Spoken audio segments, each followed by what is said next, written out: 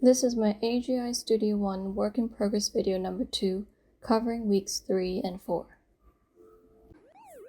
Like Pac-Man chasing after power pellets and at the same time being chased by ghosts, the last couple of weeks felt like a constant juggling act between concepts and ideas. After some time spent staring out the window, I decided to review my folio plan and start afresh. I started a new mind map with my concept as the focal point. Luckily, I had a breakthrough. Tatsuya Tanaka is a Japanese miniature photographer.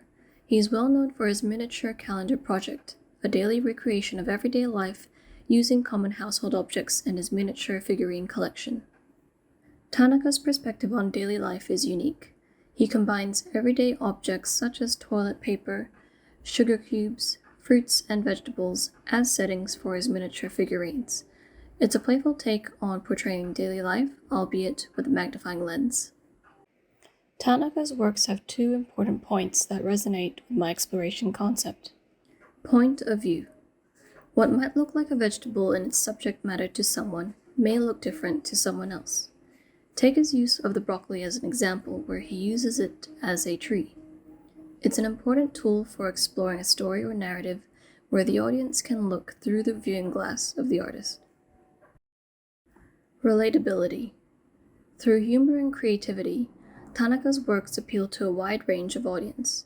His use of simple objects that are accessible to the general mass, as well as being able to put them in a creatively different light to reflect the everyday things of the general mass, gives it an amusing and relatable feel.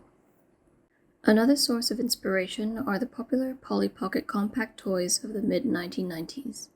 They featured plastic cases in different shapes and portable sizes. They opened up to reveal a wonderful interior space where miniature dolls could be inserted into circular bases in areas of the interior. From a point of view, it was a portable dollhouse. The idea that a different and fantastical world was hidden in plain sight gave this toy such an incredibly imaginative and magical feel. What I find most significant about the Polly Pocket toys was having the element of surprise and the joy that came afterwards. Having grown up with these Polly Pocket toys, I got to experience the magic and the fantastic worlds hidden in these little wonderful plastic cases. Interestingly enough, I still have all of my Polly Pocket toys, and I have my parents to thank for them. My previous folio plan revolved around the concept of an individual object and how it reacted to its environment. However, I decided to refresh my folio plan concept and instead wanted to explore how an object can tell a story using 2D animation in a 3D space. I mainly use Toon Boom for my animation sequences, but I also use the grease pencil tool in Blender to see its potential. I am looking to use this in folio plan too. I came up with an idea to create 2 to 3 animatics about ordinary objects with hidden secrets.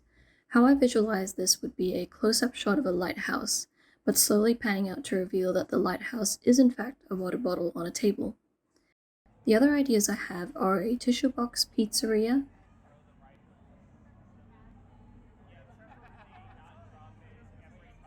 and a juice box ramen shop, which is still in progress. I used Toon Boom to animate the first couple of ideas and used the camera tool for the pan-out effect. However, I think I will need to take a step back first and create a series of animatics instead. The intention of the animatics will be so that I can define timing and see if this can be used to aid in the element of surprise, incorporate sound effects to also aid in the element of surprise, and add more background elements to add to the immersion. Based on feedback and consultations, I'm now giving myself more creative freedom to explore the concept of how an object can tell a story through perspective. Ideally, I would like to pursue and incorporate the juxtaposition of how isometric perspective and its structural grid and composition can actually allow creative exploration and expression in my animatics. The next 2 weeks will be focused on the below tasks: completing 2 to 3 animatics, refining of the animatics after feedback, exploring additional elements to add in the animatics such as timing and sound, and lastly, following more self-led tutorials on Toon Boom's camera tool and the node view. Despite the challenges, the last couple of weeks have taught me something that falls along the lines of one of my favorite author's quotes: "Not all those who wander are lost." J.R.R. Tolkien.